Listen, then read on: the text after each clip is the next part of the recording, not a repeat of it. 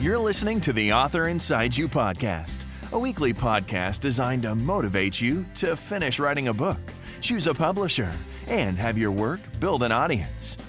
Keep listening if you're looking to get propelled into the next chapter of your life. And now, it's the Author Inside You podcast with your host, Leah and Matt Rafferty. Hello, and welcome to the Author Inside You podcast. I'm Matt Rafferty. And I'm Leah Rafferty. Joining us today is Michele McAvoy, author of the children's book, Cookie and Milk. Michele is from New Jersey, an inspirational speaker and award-winning children's book author whose stories help children understand their emotions in an uplifting and fun way. Welcome, Michele. Thanks for joining us today. Hi, thank you so much for having me. Well, Michele, can you tell us about your award that you won? The award that I won was for my first picture book, My Superhero Grandpa, and that was the Children's Moonbeam Book Award, and it was in the religion and spirituality category. So my picture book, My Superhero Grandpa, is about a little boy whose grandpa watches over him from heaven. Aww.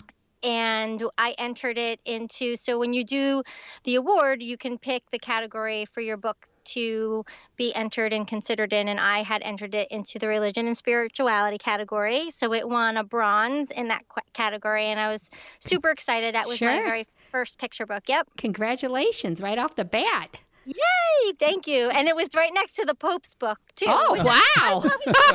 I couldn't get in any better company. Right. That is fantastic. Well, was it very difficult entering the contest?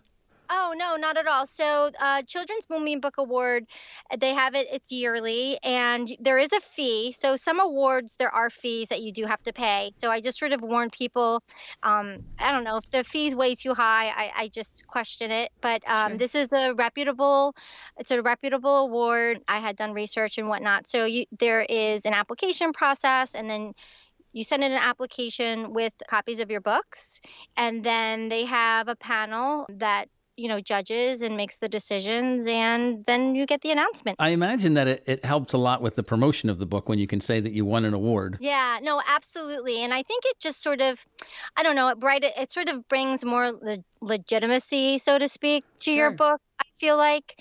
And my first picture book was self-published under my own imprint. So and it was really just sort of my first step into children's writing and children's books and sort of really learning the industry. So even more so, I felt like I needed that quote unquote seal of approval for the book. So yeah, and it does help with marketing for sure. What other types of marketing do you do for your books? There's two types of marketing. I feel like there's the real direct marketing where you're like, hey, buy my book, or hey, here's a giveaway, or that kind of a thing. And then I guess there's the other sort of like softer marketing where I'm just sort of out there as much as I can in the community, supporting other authors and promoting other authors' books. So that way, not the only reason, but then when it's your turn, hopefully the favor will be returned by some. And I really do think that, I'm in a great community. The Kidlit community is just, they're so amazing and fabulous, and everybody wants to help each other. Do you have a good group on Facebook? So there's a ton of Kidlit groups. I'm also a podcast host. I have my own podcast called My Messy Muse, which is a podcast geared towards creatives and people in the Kidlit community. And I have a Facebook group within that. We have over 300 members in that group. Great. Yeah, and that's just a place for all of us to sort of support each other in our Kidlit journey, and I say create through the messiness, because life is messy for all of us, and it's and it's super messy for me as a I'm an attorney, I'm a mom, I'm an author, and I just always have a lot of balls in the air. And I know sometimes it's very hard to find time to write. And it's also hard to take yourself seriously sometimes when you're just trying to get into the industry, and messy things happen in our lives for all of us. So it's a community to help create through the messiness. So, but that's only my own community that I started, the My Messy Muse community. There's a ton of communities online for the Kidlit community, and Twitter's really another place where a lot of Kidlitters hang out too. Okay, so let's go back to the beginning. So how did you even become an author? What made you decide you wanted to write children's books? I always loved books as a child. I like to read, but I guess I loved books more than I liked reading, if that makes Okay, any sense. sure. Yes. I would walk around the bookstore and I just loved the smell and being surrounded by them. But I started, so I'm an attorney, I'm practicing attorney, and I started to write creatively. My father passed away when I was 26. Oh, I'm sorry. Um, Thank you. So I started to write creatively as sort of an outlet. My stories were my things that I was writing, poetry and things like that, was very heavy. And then I had my children, and I realized that to be sad all the time was not honoring my father. As a parent now, I understood that to honor him would be to be joyful and Sure. find color in life. And so my writing turned joyful after I had my children. And I wrote my first picture book, My Superhero Grandpa, in honor and in remembrance of him. For my children who would never know their grandpa. But so that was a way for me to sort of take that heavy grief and loss and channel it into something very positive. I think he inspires me to be positive, and he inspires me to write. And so my second picture book is also very much inspired by him as well, and that's The Gorilla Picked Me. So that's how I started writing for children. What a nice story. I mean, I'm sorry, obviously, that your father died, but it's nice that he's still guiding you. That's wonderful. Yes. Yes, absolutely. And it's funny because not funny, but I wrote a piece called Writing for Children from Tragedy, which was published by the Children's Writers Guild. Great. And I actually just put it on the podcast. It's okay. I'm okay to talk about it because I feel like it's important for other people to realize that bad things happen, but we can push through adversity or tragedy and make something even nice from whatever inspirations we can get. That is great. So, Michele, you mentioned that your first book was self-published, and now your latest book is done through a publisher. Tell us about that Yes. transition and why you switched. My goal was always to be traditionally published. There are a lot of folks that do very well with self-publishing, and it's a lot of work to self-publish and market and be successful with a Right. self-published title. It's a ton of work. Not to say that it's not when you're traditionally published, but it is a lot of work when you're self-published. My goal was always to be traditionally published. With my first book, I really didn't know anything about anything, and so about the children's literature and getting published. So I learned a lot from my first book. My second book, I queried, and I ended up getting an agent. Wow. And then a publisher, and then she shopped it, and I ended up getting a traditional publisher for my second book. And then we just go from there. So I have an agent, and she queries my books and she puts them out on submission. So I'm very lucky to have somebody Yeah, to help support me. Yeah, that is great. Tell us about finding an illustrator. I know it always seems to be a stumbling block for authors of children's books. For my first one that was self-published, I had to do that all on my own. And again, I didn't know very much about the children's literature community. So I found somebody online who has sort of a community of illustrators that he works with. Mm-hmm. And I went through him for my first self-published title. For my other two titles, The Gorilla Picked Me and Cookie and Milk.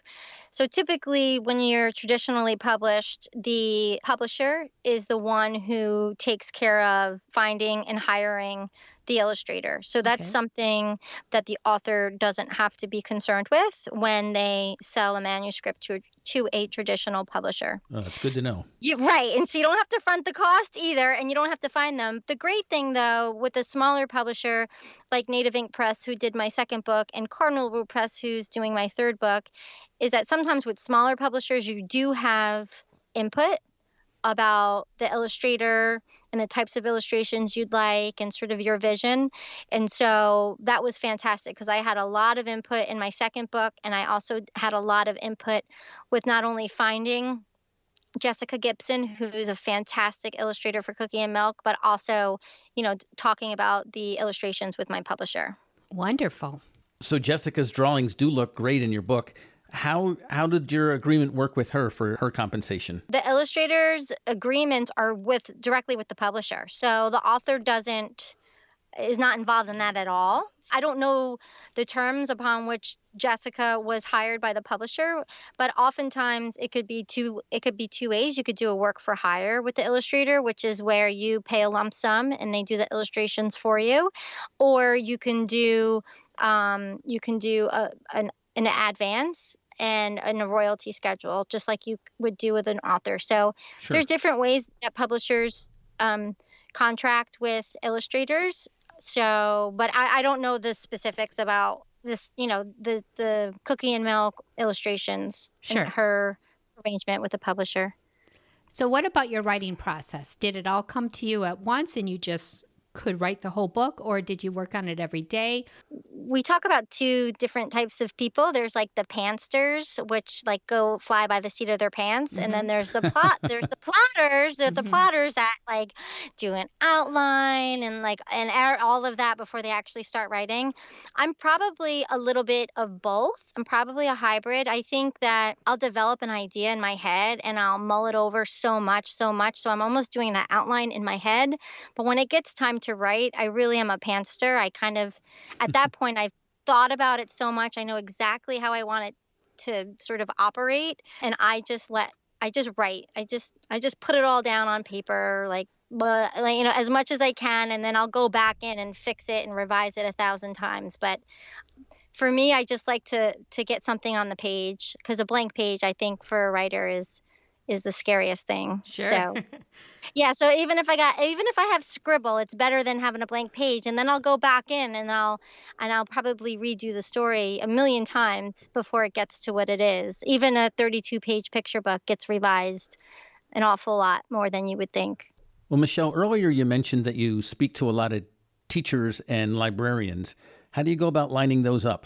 For teachers and librarians, so there's a lovely community on Twitter where teachers and librarians are extremely active in the Kidlit community and corresponding back and forth with authors. So I think if you are a children's book author and you want to dive into, meeting new people in the environment and in the industry, Twitter is a fantastic place. And I started off there a couple of years ago, and I've really sort of grown my community on Twitter, believe it or not.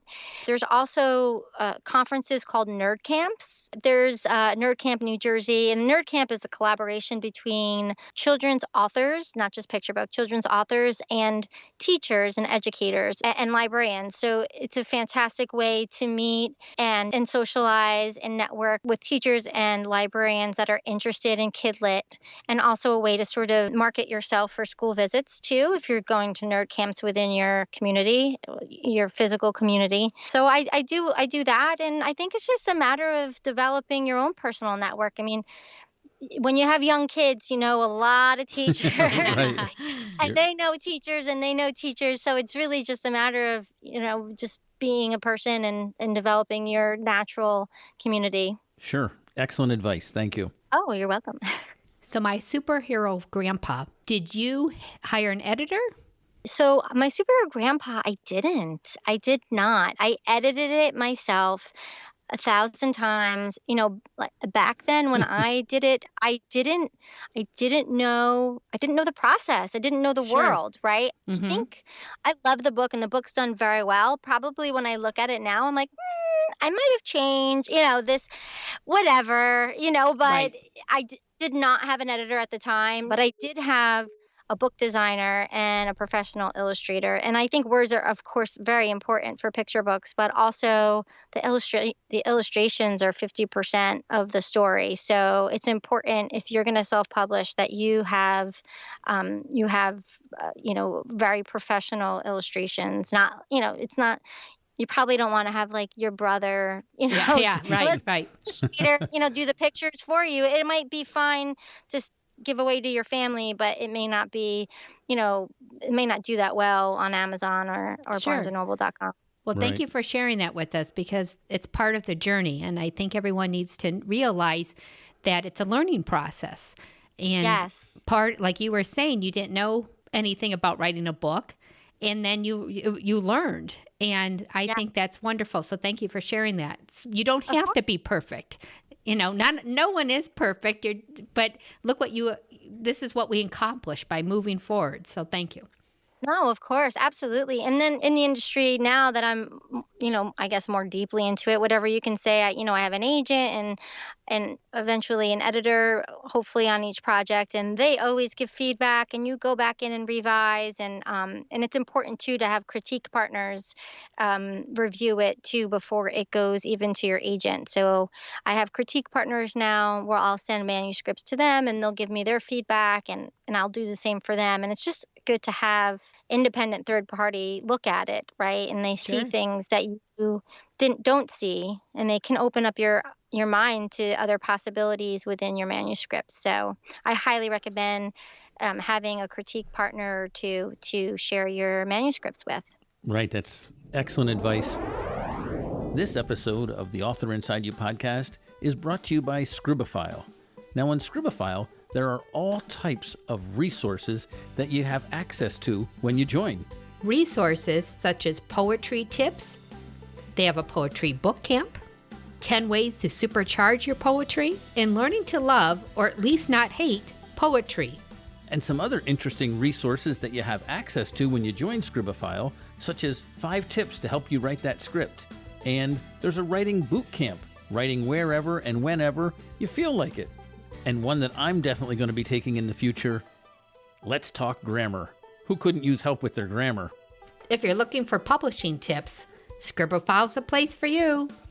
Some of their publishing tips are an intro into the world of agents, editors, and publishing, the how, the where, and the submission guidelines, and thou shalt know thy market. So if you're in search of some great resources to help with your writing, you need to check out Scribophile at scribophile.com. And don't worry if you can't remember that, it's in today's show notes. We always ask authors when we have them on our show if they have advice for other authors. So in addition to having a critique partner, do you have any other advice you could give somebody who's working on Kitlit? The biggest advice, and folks say this all the time, but I don't think you can drive it home enough, is not to become discouraged. It's very difficult to break in and get an agent, and it's almost harder to get an agent sometimes to get a publisher, right? The querying process is very time consuming, and you get more rejections than you do acceptances. But I always say it only takes one. That's all it takes. It's just one yes. That's all you need. Right. Exactly. Yep. I don't need, the 5 major publishing houses to say yes to my manuscripts. Listen, if they did, it would be fantastic, right? But Right. but I don't really need that. You really only need one yes, one agent to say yes, one publisher to say yes, to really start the journey and to start the process. And it only takes one. And I just hope that people realize that it doesn't decrease your worth because you only got one. It's hard to see. You see a lot of people getting all of these great publishing deals and who got one in an auction and all of this crazy, amazing success. But you know what? Everybody has their own journey. And I just sort of try to stay in my lane and just remember all they need is one. I'm going to play this back for my children because I always say this to them, it's your journey. It doesn't make a difference. Block out what other people are doing. And yes, all you need is one person to either accept you for a job or whatever they're looking for. And I think it's hard for people, especially with social media, to understand that one person that said yes, that could set you on a wonderful journey where if other people said yes, it might not have gone as well. Yes. And that's really all you need. I mean, honestly, let's just at other people that are published by these major publishers, guess what? They've gotten rejections too. They're not telling you about it. All you see is their amazing, fabulous book by Harper or by Disney. I think of the Rocky movie where Sylvester Stallone says everybody rejected him. And, Yeah. So, Right. You don't know the backstory for everybody. You don't know what they went through to get to where they are. So you can't assume that it's all, rainbows and unicorns. So it's hard with social media. I think kids have it so much harder these days. And we it's have crazy. Right. Everything's like everybody flaunts all the greatness, but I think you just kind of have to put blinders on and just sort of stay in your lane and focus. Well, at least that's what I try to do. It doesn't always work, but I try. But that's wonderful also because our podcast is geared towards motivating people to take that step, because I do believe it can be very intimidating. It can be very lonely. And I think that to hear that from you, it just makes, okay, I can continue. Don't give up. Just keep going, move forward. So thank you again. Of course. Yes. Right. You have a great story. So thank you very much for sharing it with us. What's a good way for people to get in touch with you if they want to reach out?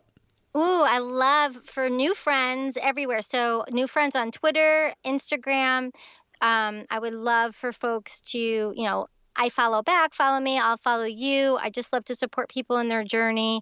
And then also my podcast is my Messy Muse, and the Facebook group is, I have a private Facebook group there. And I just love for people that are in the kidlit industry, authors, aspiring authors, writers, teachers, to come join us in there, because it's really a community where we can support each other in our journeys. So those are probably the best places. And then my website, MicheleMcAvoy.com, has a lot of information on there as well. Excellent. Well, you'll find all the links to those in the show notes for this episode. And Leah and I are going to download your podcast and start listening. Yay! Same here. Thank you. Thank you. Well, Michele was a fun guest. I hope if you become down and out, that you listen to Michelle's words and keep moving forward. It's definitely an episode that you might want to go back and listen to again. And until next time, right on. Thank you for listening to the Author Inside You podcast with your host, Leah and Matt Rafferty.